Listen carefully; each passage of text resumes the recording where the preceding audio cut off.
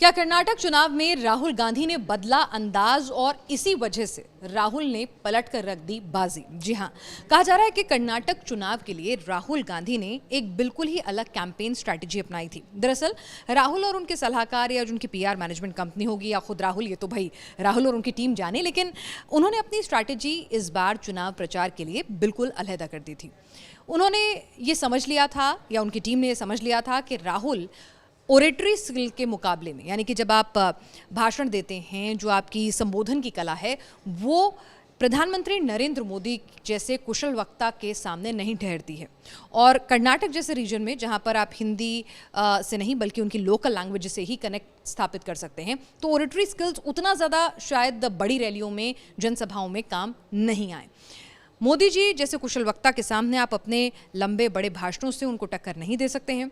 मोदी जी क्योंकि एक प्रधानमंत्री हैं तो उनके साथ एक पूरा लाव लश्कर आता है, उनका एक प्रोटोकॉल होता है, सिक्योरिटी होती है, गाड़ियों का काफिला होता है, तो पूरा तामझाम होता है। तो लोग उनके इस पूरे आभामंडल से प्रभावित होकर उनको देखने के लिए पहुंचते हैं उनके रोड शोज़ में।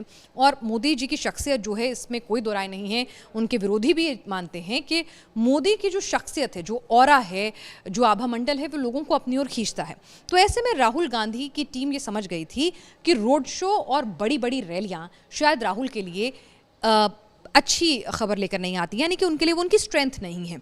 राहुल एक बहुत अच्छे वक्ता नहीं है। राहुल का आभामंडल ऐसा नहीं है कि वो रोड शो करें और अपार भीड़ सिर्फ उनको देखने के लिए ही आ जाए, जैसा कि प्रधानमंत्री नरेंद्र मोदी के लिए होता है।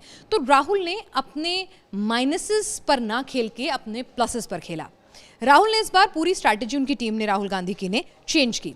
आप देखिए, राहुल गांधी ने इस बार किसी पत्रकार को इंटरव्यू नहीं दिया, कोई छोटा बड़ा setting walk the talk interview नहीं दिया। राहुल गांधी ने इस बार फोकस रखा कि वो यूट्यूब इन्फ्लुएंसर्स को इंटरव्यू दें, हल्के फुल्के इंटरव्यूज़ दें, जिसमें आत्मीयता से कनेक्ट हुए। एक आम आदमी राहुल में अपने घर के आसपास के लोगों की अपनी छवि जो है वो देख सके। तो राहुल गांधी ने इस बार इंटरव्यू देने के लिए सोशल मीडिया इन्फ्लुएंसर्स को चुना।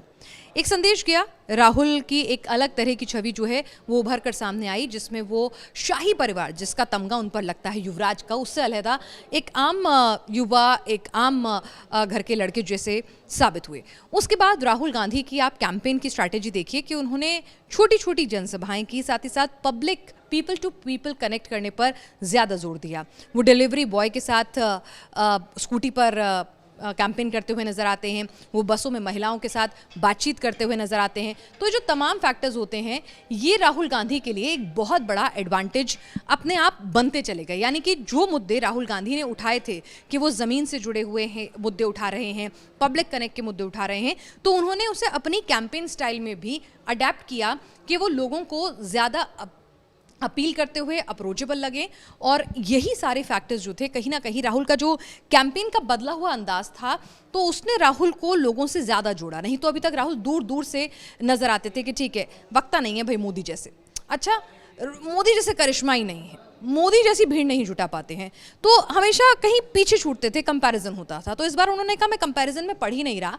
उनकी टीम ने कहा कि जी ठीक है, वो बहुत अच्छे वक्ता हैं, उनका एक ऑरा है, आभामंडल है, उनसे हमें मुकाबला नहीं करना है, हमें अपने प्लसेस पे खेलना है। तो जो चीज़ें बतौर प्रधानमंत्री सिक्योरिटी रीजन्स के चलते, प्रोटोकॉल के चलते प्रधानमंत्री नरेंद्र मोदी नहीं कर सकते हैं अपने कैंपेन स्टाइल में, तो वो राहुल ने अपने लिए प्लसेस बना लिए और उसी तरह की स्ट्रैटेजी अपनाते हुए वो आपको ज़मीन पर कैंपेन करते हुए उनकी पूरी कैंपेन स्ट्रैटेजी में नज़र आने लगी। और राहुल का ये बदला हुआ अंदाज ही था कि जिससे लोगों को उनमें मास अपील और एक कनेक्ट जो है वो नज़र आया।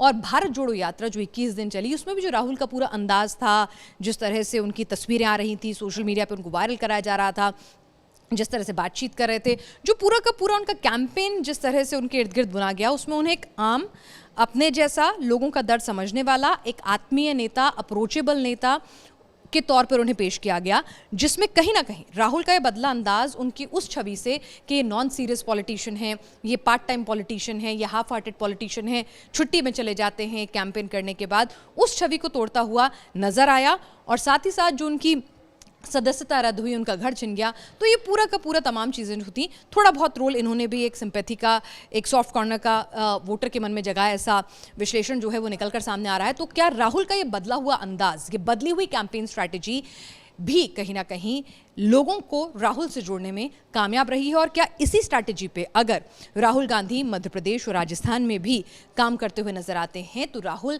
ज़्यादा अप्रोचेबल होंगे, ज़्यादा उनकी मास अपील बनेगी, और जो कंपटीशन होता है हमेशा उसमें राहुल अगर अपने ही, जिसे कहते हैं ना कि आप अपनी पिच पर खेलिए, तो जब अपनी पिच पर खेलेंगे तो शायद उनके जीतने या सक्सेस होने के चांसेस बढ़ जाएंगे। कर्नाटक इलेक्शन में एक ये दिलचस्प पहलू भी निकल कर सामने आया है।